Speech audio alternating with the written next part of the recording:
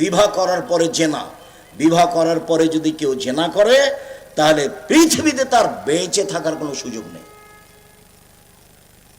ক্ষমা আল্লাহর হাতে, ক্ষমা চাইলে ক্ষমা হতে পারে, সেটা ভিন্ন কথা।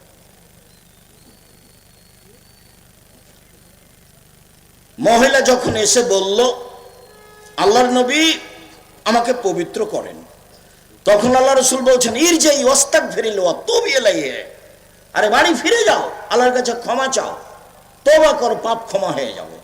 তখন মহিলা বলছে আতুরাদ্দুনি কামা রাদ্দাত মাইজ ইবনে মালিক, যেভাবে মাইজ ইবনে মালিকের বিচার করেননি সেইভাবে আমাকে ফিরিয়ে দিতে চাচ্ছেন। অন্না হবলা মিনাজ জিনা, আমার পেটে অবৈধ সন্তান রয়েছে, বিচার করে দিতে হবে, আমি ফিরে যেতে রাজি নই।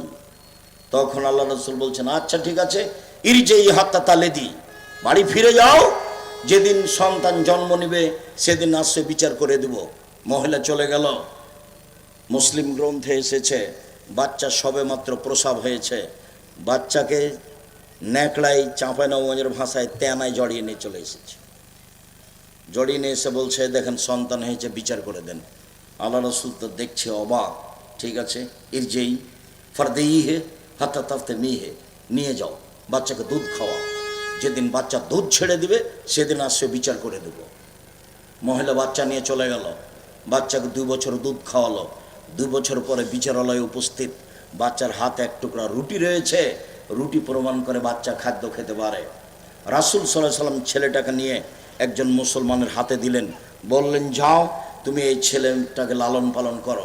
সঙ্গী সাথীকে বললেন সঙ্গী সাথী ইযহাবু বিহা, একে তোমরা মাঠে নিয়ে যাও, অহফিরুল্লাহ সাদরাহা, মাঠে নিয়ে গিয়ে গর্ত খুঁড়ে বুক পর্যন্ত মাটিতে পুঁতে দাও, ফারজে মুহা, চতুর্দিক থেকে ইট ঢেল পাথর মেরে মেরে তাকে বিদায় করো।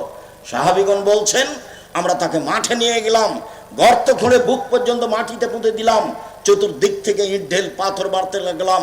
খালিদ বিন ওয়ালিদ বলছেন একটা পাথর আমি তার মুখের উপরে মারলাম, ফাতানাজ্জাহাত দামুল ওয়াজহি খালিদ, পাথরটা মুখে লেগে মুখ ফেটে রক্ত ছিটে খালিদের গায়ে লাগলো। ফাসাবাহা, খালিদ তাকে গালি দিয়ে বলছিলেন ছিছি, একজন জেনাকারিনী মহিলার গায়ের রক্ত আমার গায়ে লাগলো, এমনটা হবে গালি।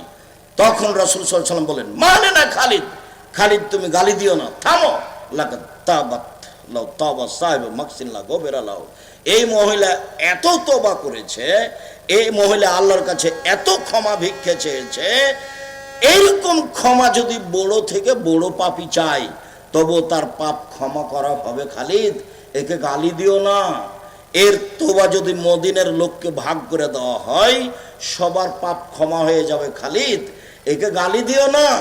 আল্লাহ রাসূল তাকে গালি দিতে নিষেধ করলেন আর তার পাপ ক্ষমা হয়ে গেছে ঘোষণা করলেন, নিজে জানাজা করলেন, কাফন দাফন করলেন, মানে একেবারে মহিলা এখন নিষ্পাপ।